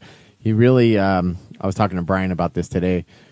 My guys are actually writing a new song as we speak, Aaron and Brian, right now tonight, so cool. Which is amazing. So we're both doing 2 different things for the band at the same time, which is why I love promotion this band. and writing. And writing the next album, which is the new album's not even out yet. So anyway, what I was telling Brian about what Mark did on that self-titled 2014 EP was he really kind of made the band focus more on making things almost more simple instead of just so busy, and made it more of a song. The songs were pretty much the same. You mean cohesive? He was the glue? He did something, dude, to us that we carried into the band how it is today. We became a better band because of Mark. 1,000%. Whatever he did on that EP made us sound like a better band, and then we had to go replicate that, and we've been working on that perfection for years. And then when we finally decided to kind of scratch all that fucking material and write the new stuff when Brian came aboard, it's just become like a whole new band, and it's kind of rad. You know what? I know I'm a little older now, but when All God's Kill was firing on all cylinders, that's where Lazarus Casket is right now. Even though it's been this long time lapse between the two, the balls I got out of playing in front of as All God's Kill's vocalist, I have that shit back right now. I haven't had that feeling in years, but I have this weapon, this band that gets out there and puts out so much energy, and I get to say I'm the voice of the band. I'm like this extra instrument, and my life has changed so much in the past just 3 months or 2-3 years alone that it's a trip.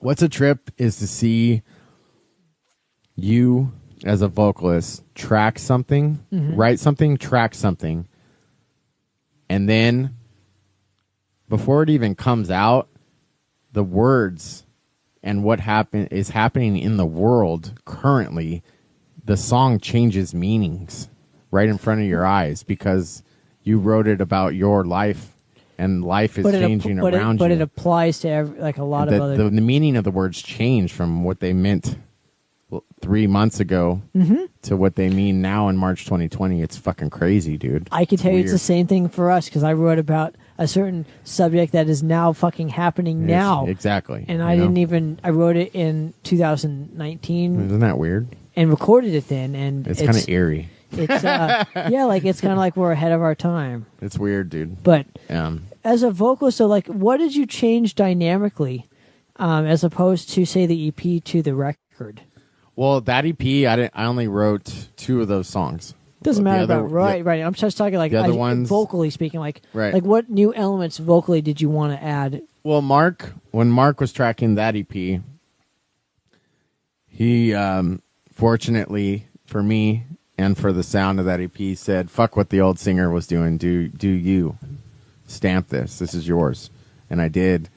And I was kind of worried about what the guys thought at first on that EP about, because I took it definitely a notch into the dark side of metal a little more than what the previous vocalists were doing.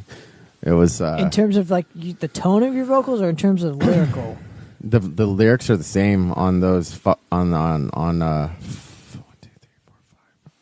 I think it was 6. So 4 of those songs are word for word what the old vocalist did. So, but you did it in a way that like he couldn't kind of. There were more clean tones in it, and I just scratched that and did your own thing. It's not my thing? strength, but like at the time. So, but it just worked out better for the song per se. they came out good. I think everyone was stoked with that EP. Good. Actually. Yeah. I was trying to push the band in a more death metal direction, and I think, in a weird way, what we sound like now is just a culmination of all of our influences, and we're all stoked that we're just creating what we want to create, and it's flowing very nicely. The two Lazarus Casket's always had a revolving door at the second guitar position, and since Brian's come in, that's not the case anymore. And Brian and Aaron, like I said, are jamming right now. I'm writing right now tonight, and they get along great, and they're just kicking ass together. And that's what the band needed, not just the front man that was going to stick around and stay and track and push the band business wise and all that, all the things that I can bring to the table, but also just having the second guitar player stabilized has been a big deal for us. Okay, so that answers my question. That's always been something that's changed. But what musically does he bring to the table? Like that's different, I guess, from Aaron, because Aaron, I know, is like a prolific. They're both really good at what they do. Obviously, all you guys are. But what does he bring differently to Lazarus Casket? Brian just practices. I mean, different techniques. I think he's probably into different bands than Aaron is. Even though there's some crossover there, definitely. We all like certain bands and certain records, but I think Brian's a little younger, I believe, than Aaron. But they're both younger than me. I'm the old man here, but yeah. They just have different styles, but they mesh together well. And then vocally, Aaron can do clean vocals pretty well. And I noticed that when I started hearing Project Human perform. And I was like, well, fuck, why aren't we doing... Wait, but he was in Project Human, right? Beforehand or something? Or did he join after? Project Human was formed probably because I didn't want to fucking play shows anymore. Okay. I was sitting on my ass, getting high and drunk, booking shows, and I didn't want to play. I was, the band was almost falling apart when that EP came out. Like, we tried to go push that record, and just people in the band didn't have jobs, weren't showing up for rehearsals. It wasn't working. And there were some shows where we had to use a fill-in drummer, or we would have missed out on opportunities, like playing with Devil You Know, their first show ever of their career at Chain Reaction, with Howard Jones of Light the Torch and formerly of Killswitch Engage. We wouldn't have been able to play that show with our lineup that we have now, because it wasn't available to us at the time. It just wasn't working. People were having other things and issues in their lives coming up at the time, and so we had to fill in a drummer, help us out with a couple gigs, and the other one was with Winds of Plague at Seaport Marina Hotel. It's not something I like to do. You lose something when you have someone fill in, usually. And luckily, we were able to get everyone together back on the same page to do the EP release for that in 2014, which we did in April of 2014 at DP Oz's. And we took a break after that because I just think the band needed to, so that it wouldn't break up. And 2 years later... But you weren't doing like a lot of touring around that time, right? You were just kind of merely focusing on the band, no. Yeah. On local shows? Okay. For work, I was. I ended up going out and doing Devil You Know's first tour ever as their salesperson, which was with Black Label Society and Down on for a couple weeks, and Butcher Babies. And it was a blast. We did I was gone for, I think, 5 weeks. So what do you Full think? US. What do you think? So now that, like, obviously, to wrap this up, like, let me ask you about, like, the new record that you have coming out. Tell me about it. Well, it's been 6 years in the making, I guess. And once I got this new job, I just buckled down and finally got the songwriting finished on the lyrics, and we tracked it, and now we have this great momentum, and it's just a rad record. Most of those lyrics are all pretty fresh, and they touch upon certain subjects depending on the song, and it's very therapeutic for me to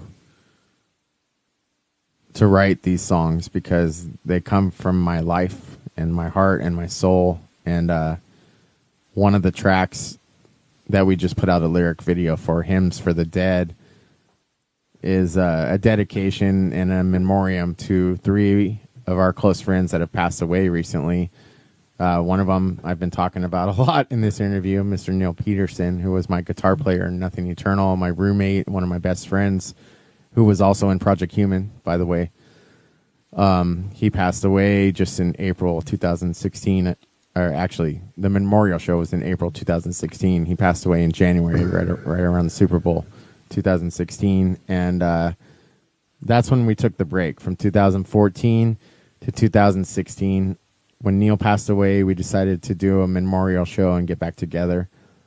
And Brian, this is what happened with Brian. Brian, since he wrote that one track when we were doing the side project before I joined the band, I asked Brian, hey, would you want to, these two, there were actually 2 tracks that he kind of co-pinned that we used on that EP, the new ones, which are actually the bonus tracks on this album, by the way. And it just clicked, and I said, hey, do you just want to learn the whole set, bro, and just do the whole set on the memorial show for us, for Neil? And he said, yeah. And he knew Neil. He partied with Neil. We all grew up in the same areas. We had the same friends, guys in Eisburn Red and Las Lucy. So he's part of the clique. Yeah. And so Neil passed away. Pretty tragic. It was an accident, and it's hard to talk about sometimes, but what I do want to say is, I wish I got to meet him. I never got to meet him. If you were around at shows, you might have been at the same shows as him. I might have been at the same, but I don't remember like having a conversation or seeing. He's just a passionate metalhead, man. He's a good guy. Well, I'm sure in our next life I'll fucking hang out with him, have a beer with him, so it'll be fine. We'll be fine. Anyway, the memoriam, the track Hymns for the Dead was very therapeutic for me to write. Now, did you use it? Obviously, you used his passing and other people's passings for that specific song, if I'm not mistaken. Yes, and some of the lyrics. Some of them... I don't want people to misinterpret some of these lyrics, because Hymns for the Dead, which will be, by the way, on... it'll be on KCal Rocks in the Inland Empire 96.7 on April 4th at sometime around 10 p.m. Pacific. Thanks to Mike Z for debuting that song. But that's pretty awesome. Obviously, you can't do Hate Boils. Right, we already did that here. I know, but you can't even do it because the lyrical content, right? Right, yeah, he would have to bleep it out. Okay, Hymns for the Dead. Although I kind of like to hear that. It's pretty... Shut the Right. I mean, it's a lot about saying goodbye to our friends, and then I went back and wrote the chorus, which is Hymns for the Dead. It goes, you are the devil, like sheep you follow, your cult of lies, from ashes we rise, which is kind of a spiritual battle that I've personally been going through as an alcoholic, a former alcoholic, and that has nothing to do with them passing. That was added to the song as the chorus. So I don't want people to misinterpret the tribute to these guys as hearing that chorus and having it take their opinion Focus about away. something. The rest of the song is what they should be, looking at. And the other people that have passed, Ernest Andujo, he had leukemia and got really sick in the hospital. And Phil Davey, who was also coincidentally jammed with Neil and I in Nothing Eternal as an audition a long time ago. He was in a band called Iceburn Red, and he's not the drummer, right? No, he's the bassist. Okay. He can also sing and play guitar. It's not the drummer that passed away at the Doll Hut, right? No, that was somebody else. Okay, the punk rock. I know you do a lot of punk rock Dave gigs. McLean. Yeah. Phil was also in a band called Oculus when he moved to Chicago.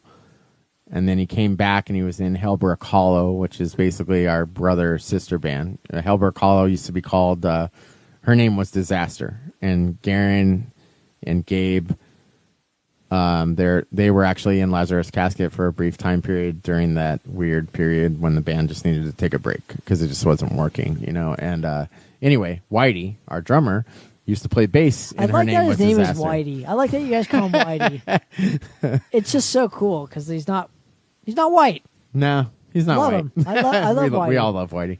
Anyway, Whitey used to play bass, and her name was Disaster. So it's like we're all family. Thanks for playing drums, Whitey. Yeah. He's a great drummer, dude. He's a great drummer. He kicks ass. He's killing it on this new record. It's fabulous, and I can't wait to write. That's why I was so next stuff surprised. with him. Dude, he was the one that surprised me the most. He's improved a shit ton. Well, I know all you great. guys are like on a certain level, but like when I heard him and I was like, oh, this is really good. Like Whitey is like he's actually a good drummer. Yeah. Like he's vastly improved from the first like couple of years that I got to see him play drums for you guys. Yeah. And like he hits a lot harder on this. It's awesome. I think we've developed our own sound. It's great. I don't even know what the fuck he we rules. are. So if he's listening or watching at any time, you rule. That's all I want to say about that. But so what is next for? I mean, not even that. The recording process for the record. Walk me through it. Aaron Miller recorded, mixed, and mastered everything in-house at Beyond Cryptic Studios in Long Beach. He's doing some other stuff for some other artists, so if anyone needs recordings, hit up my guitar player, Aaron Miller. He's on my Facebook friends list. We had a great team help us with art on this one, too. What was your specific question again? I'm sorry. The recording process. Walk me through it. Basically, so what we do now is we have scratch guitar. Usually Aaron or Brian will bring some riffs to the table or a full song structure, and we'll get the scratch guitar down.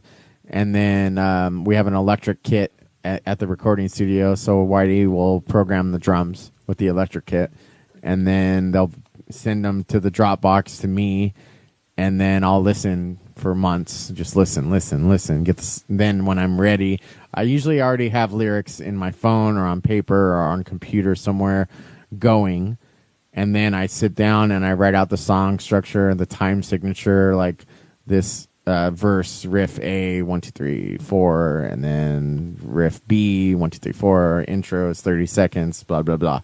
I don't want to give away all my secrets here, but then I'm getting better at making what I'm trying to say on paper fit the song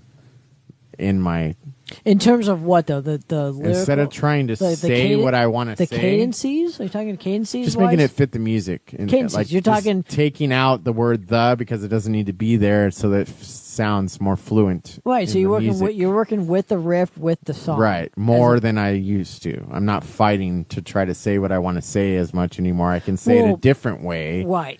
Okay. So that it sounds better with the song. So you're letting the song flow a little bit more. Yeah. And I'm trying to let some riffs breathe sometimes. I think that's key. Sometimes your vocals, when you're a standalone vocalist, you're an extra instrument. Sometimes you're an extra layer on a chorus.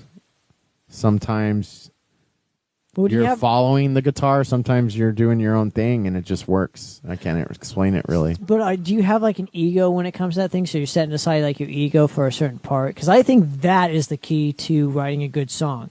You definitely have to do doing what's that. best for the song as opposed to... I think everyone has to do that because I know sometimes I'll stomp on some guitar part and probably might hurt somebody's feelings, but then in the end, it sounds great. Well, you know, yeah, or it could be the opposite effect, where like it's too much at once. Right, like drums or bass or even the guitar riffs or solos or something. But I just think, dude, I don't know how to explain it, but this whole album that's coming out on May 8th, 2020.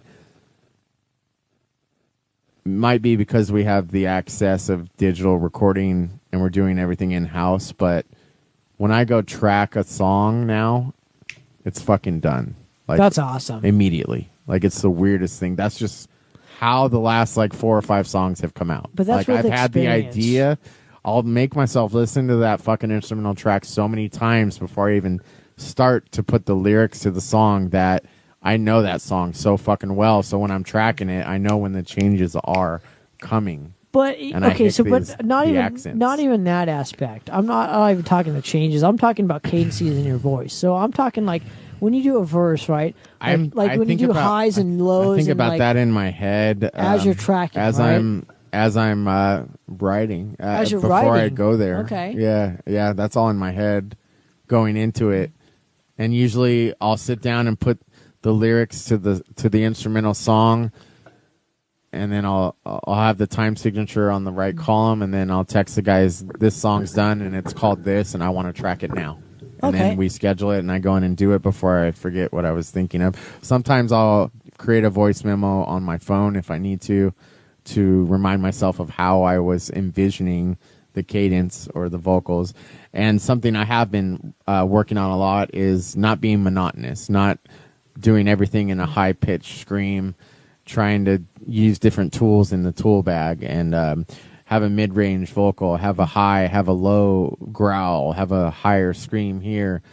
And I also am trying to get through a set list without killing myself and being bent over out of breath the whole fucking time. And I know the feeling. That's why we've implemented more people on the microphones in our band nowadays. You'll see, and sometimes they just they add on their own. Like I'll watch live video and I'll be like, holy fuck, you guys are killing it on the backup vocals right here.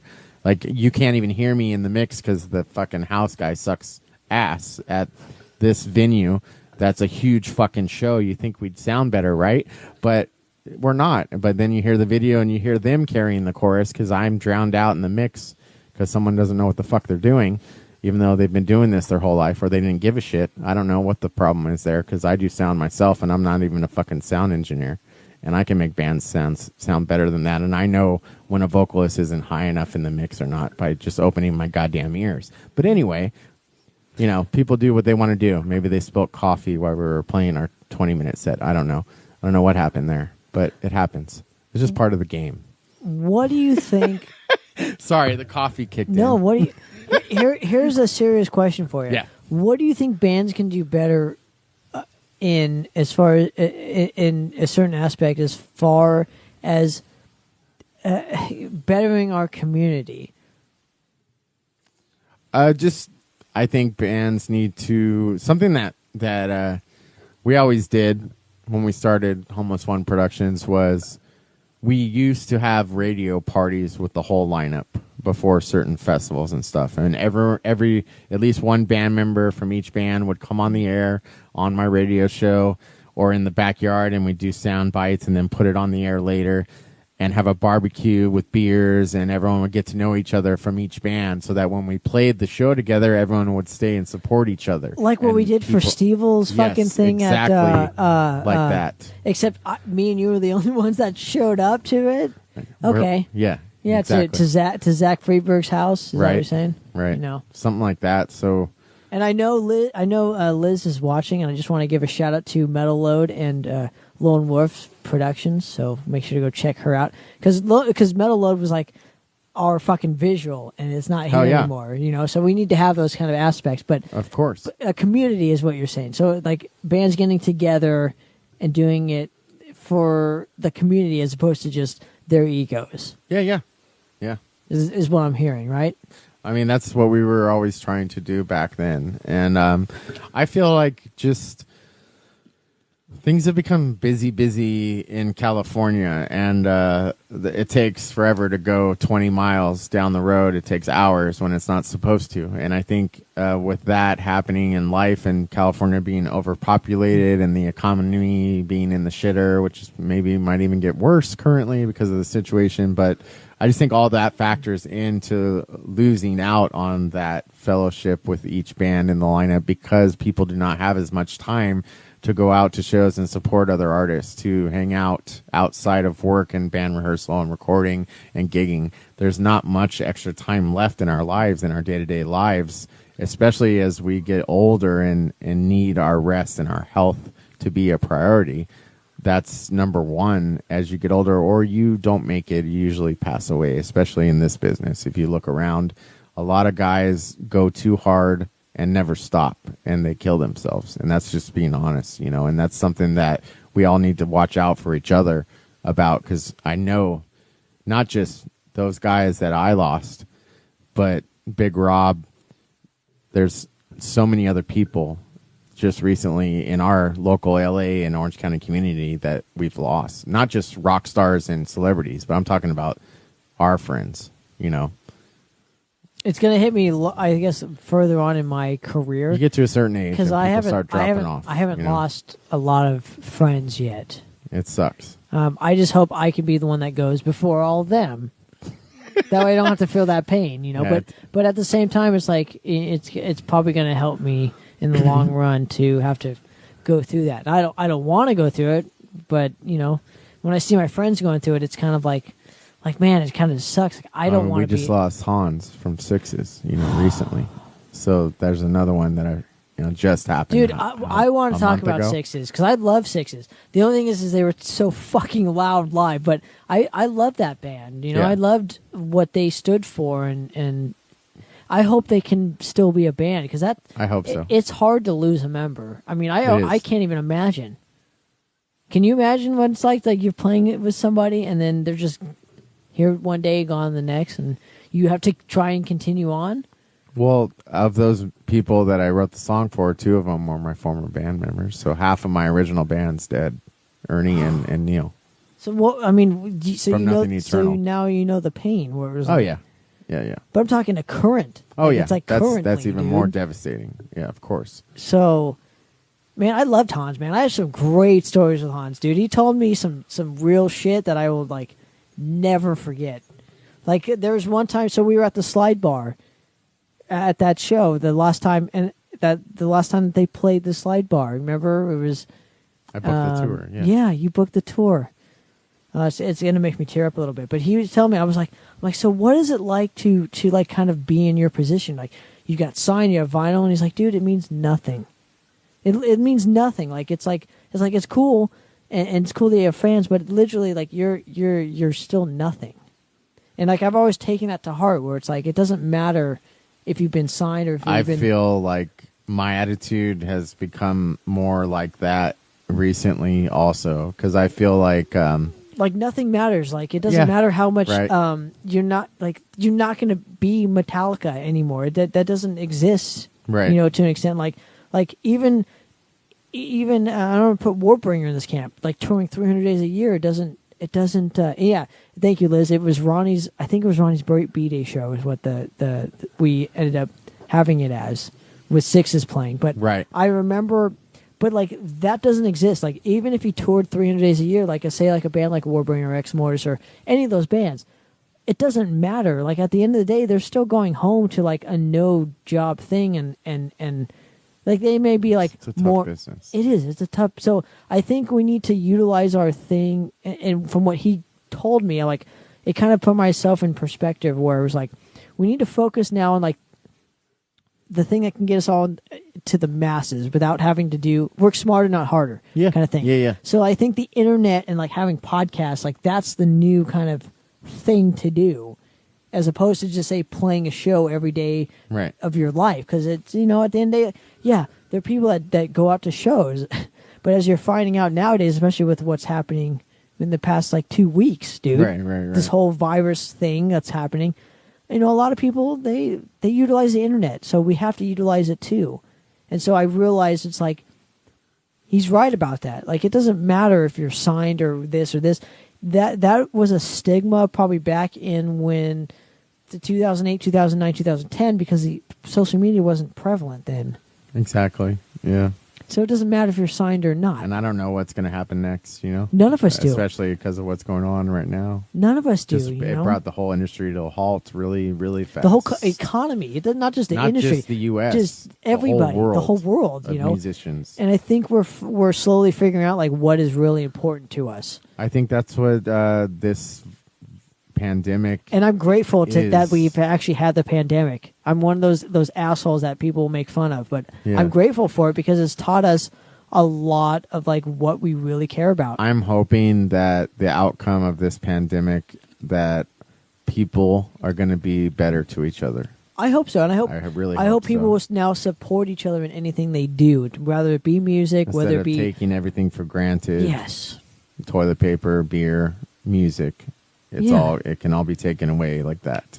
And I think this has shown it. But Mr. Jason Tyler, I want to thank you very much for coming on the show, man. And I really value you as a human being, as a promoter, you're one of the main reasons why we have a scene out here. So on behalf of everybody, thank you so much for everything that you do, man. And Thanks, I hope you come. You know, you want to come back on the show and we get to talk more shit. Like we do to day-to-day life, you know. I'll always text you some stupid shit, and we'll text back. So anyway, another episode of Poppitt's Corner. I'm out of here, guys. I want to thank Mr. Jason Tyler. Can I plug a couple things real quick? You can, Sorry. and you can, and then I'll end the show. How okay. about that? Yeah, because I didn't get to say this real quick. Don't forget, the new Lazarus Casket Warriors of Sacrifice comes out May 8th. You can pre-order at lazaruscasket.bandcamp.com. I just want to thank Aaron Miller, my guitar player, for mixing, mastering, and recording this record at Beyond Cryptic Studios in Long Beach. The cover art and logo are done by Malik Necropharius Creations. Band photos were done by Lone Wolf Productions. The Warriors of Sacrifice artwork is done by Josh Inkflinger Smith. And had some layout help from LD Roblo at Nuclear Blast Records. I just want to give a shout out to Joaquin Sahagan and Cold Cock Whiskey. We thank him for all the support over the years. And anyone that comes out to our shows, everyone that's bought in the new record, thank you, Tanner, and everyone else. We love you all, and we hope to see you whenever the world lets us play music again. Absolutely. Well, another episode of Poppitt's Corner. I'm out, guys.